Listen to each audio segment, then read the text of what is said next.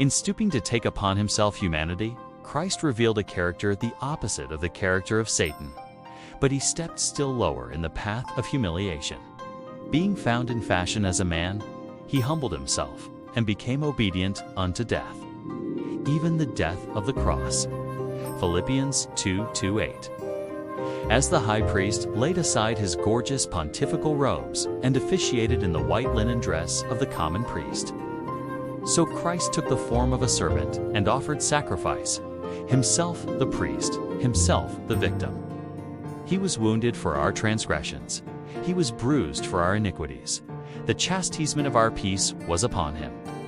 Isaiah 53:5. Christ was treated as we deserve, that we might be treated as he deserves. He was condemned for our sins, in which he had no share, that we might be justified by his righteousness, in which we had no share. He suffered the death which was ours, that we might receive the life which was his.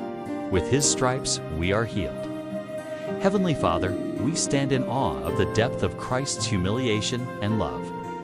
Though he was divine, he stooped to clothe himself in our humanity, revealing a character altogether opposite to pride, rebellion, and self-exaltation. Step by step, he descended, leaving heaven's glory, taking the form of a servant, and humbling himself even to the death of the cross.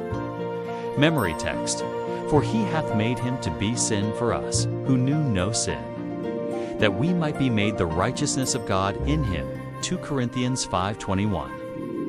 The purpose of this week study is to deepen our understanding of Christ's reconciling sacrifice and the living hope it secures for his church. Centered on Colossians 1:20-29 and illuminated by the testimony of Scripture, we will explore how Christ's humiliation, substitutionary death, and victorious righteousness restore humanity to God and prepare a purified people for glory. This lesson emphasizes that reconciliation is not merely forgiveness of past sins, but transformation through Christ dwelling in the heart. F. 3:17, the formation of a spotless church. F. 5:27, and participation in the eternal purpose of God.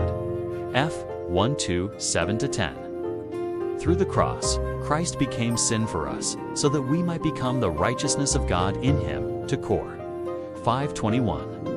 As we study, we are invited to move beyond intellectual belief into experiential faith, embracing the hope that outweighs present suffering wrong.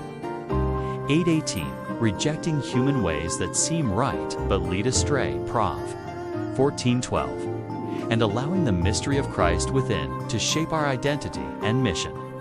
Ultimately, this week calls us to behold the cross, receive his righteousness, and live as a reconciled people filled with hope and prepared for glory.